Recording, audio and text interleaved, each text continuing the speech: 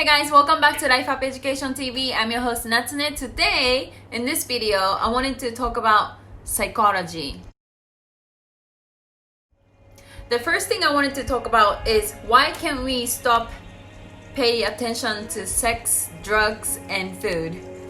Okay, so there's no drug here. I made it up. But why can't we stop paying attention to food and sex, and danger even? Okay, so I found this article that talks about interesting facts about psychology, and I'm gonna link the original source in the show notes below. So if anyone is actually curious, you can go from there.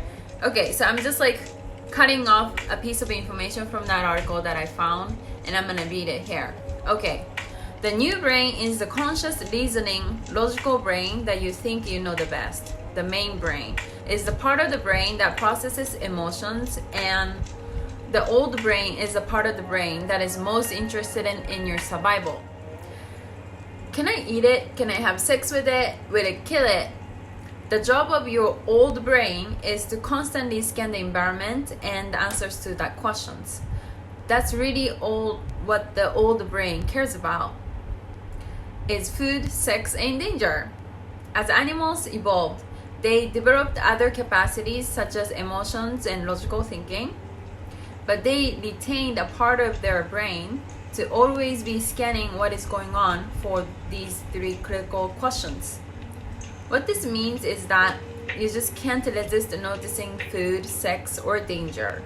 It doesn't matter how hard you try not to notice these three things in your surroundings, you will always notice them.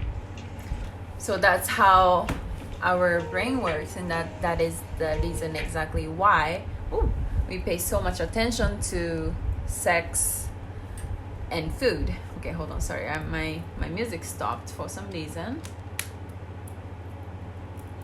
Anyways, I'm just gonna keep going. So this is the three reasons why we can't stop paying attention to sex and food, and makes sense. I think when we talk about in terms of like advertisement, many times we see like a threat first, right? Like I just saw this guy talking about, I'm gonna tell you the reason why 90% of the business fail. Like I'm gonna give you the reason. And that was like the very first line of the advertisement. It was on YouTube, and my response to that was like, the reason you fail is because you're watching this kind of advertisement.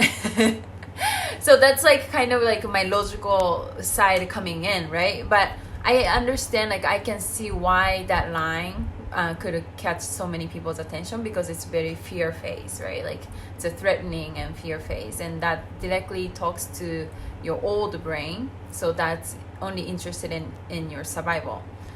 And a lot of advertisement actually works like that. Oh, okay, my computer is back.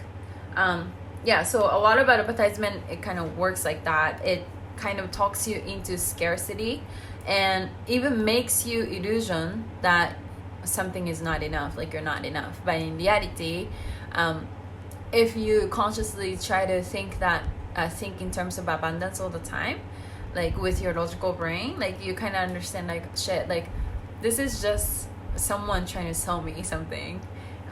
So I just wanted to point that out. Okay, let's move on to the second one. Second one goes, you're most affected by brands and logos when you are sad or scared. When people are sad or scared, they want what is familiar. When people are in a happy mood, they're not as sensitive to what is familiar and are more willing to try something new and different. This craving of the familiarity and the preference for familiar brand is probably tied to our basic fear of loss. When we are sad or scared, our old brain, as we spoke earlier, and our mind, emotional brain, are on alert. We have to protect ourselves. And a quick way to be safe is to go with what you know, what you're familiar with. If you are giving message of fear, loss, problems, etc., that will result in more action taken if your brain is familiar. If you're giving message of fun, lightness, and humor, that will result in more action taken if your brain is new.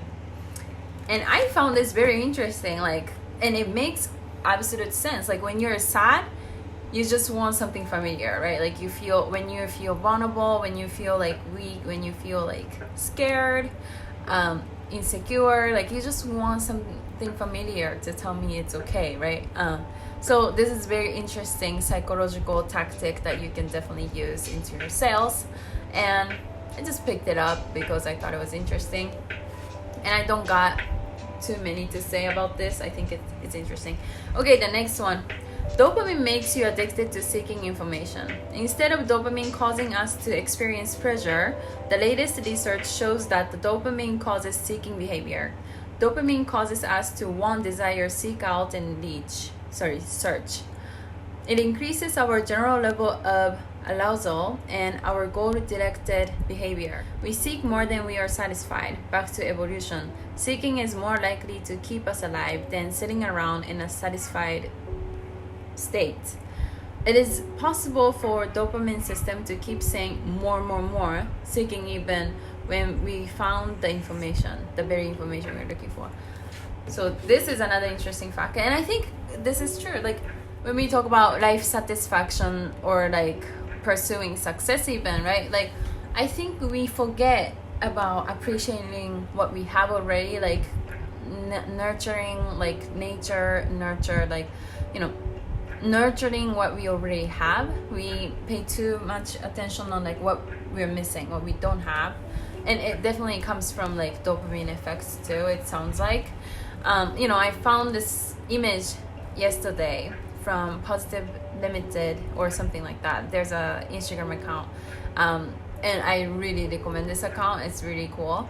But basically there was a photo with this man basically holding his mother, and his mother is like, old lady, and the caption goes like,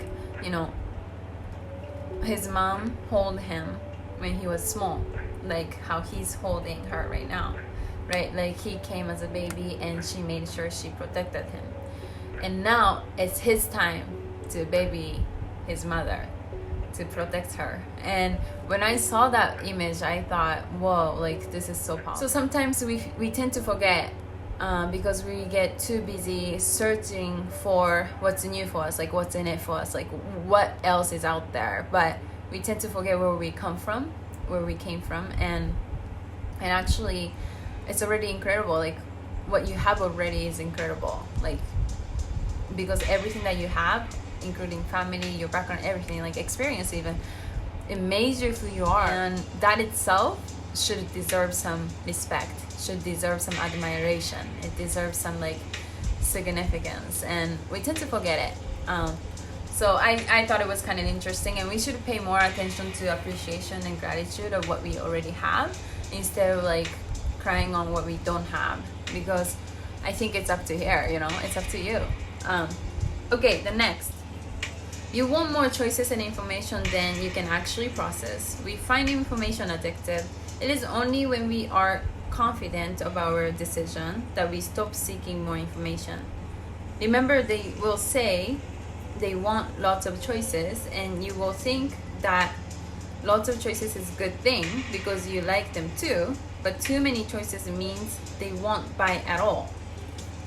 Oh, yeah, this is so true. I think one of the reasons Amazon is like so popular is definitely the product variation, right?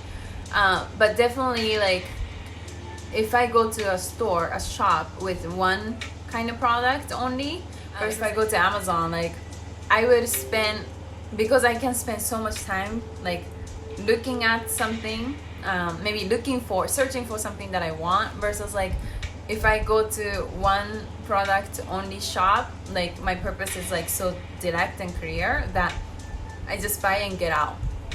But on Amazon, I would like maybe spend so much time and finally just decide like, let's wait and then let's see if I can find a deal somewhere else. So this is kind of interesting, and yeah, I definitely agree. Like in terms of attracting customers to the store, maybe variation is attractive, but in the same token, like it doesn't convert. Like if you're interested in conversion, maybe complicating your store too much actually works in a vice versa. Like it might push the customer away from conversion. So this is interesting. Okay, the next one. You laugh to connect with others. Laughter is universal. All humans in all cultures laugh. Laughter is unconscious. You can't actually laugh on command. It will be fake laughter if you try to. Laughter is for social communication. We rarely laugh when we are alone. We laugh 30 times more often when we are with others. Laughter is contagious. We will smile and then start laughing as we hear others laugh. Laughter appears early in babies, at about 4 months old. Other primates and mammals laugh. There are videos of rats laughing while being tickled. Speaking of tickling, laughing seems to have evolved from tickling. Laughter denotes social status. The higher up on the hierarchy you are in a group, the less you will laugh. Interesting. So here I just kind of wanted to like state some interesting facts about laughter. What do I want to say about this? I will say though, yeah, laughter is a universal communication tool, and you want to develop empathy by inviting others to laugh and just smiling at them, right? And laughter makes you less intimidating. Laughter makes you maybe more relatable. Laughter makes you just in general happier. So I think being like smile at someone or laughing is very important, and I love laughing. Like, I don't know, like laughing just like the lighter feeling like just makes me happy, and I try to laugh as much as I can. I'm just super like joking person. If you know me in person, like I always joke. Yeah, so laughter is important. So laugh. Try to smile or try to laugh. Like find something funny, you know. And you know, something that also works is that if you're working on like not judging on someone, just think about it. Like if you come close to judging someone, just try to laugh at it. Just try to be like, that's funny, instead of like being hateful about it. Just find it funny. Find something funny about it and make a joke of it. Like, not to that person, you don't have to do that necessarily, but like to yourself, and be like, oh well, like that's funny, that's it. Like, you don't have to go out of your way to like judge someone like further. You can stop you at that point, you know, because laughter makes everything a little bit less serious, I think. So that tactic should work. Anyway, so thank you very much for watching, you guys. This was the end of the video, so I will see you guys in the next video.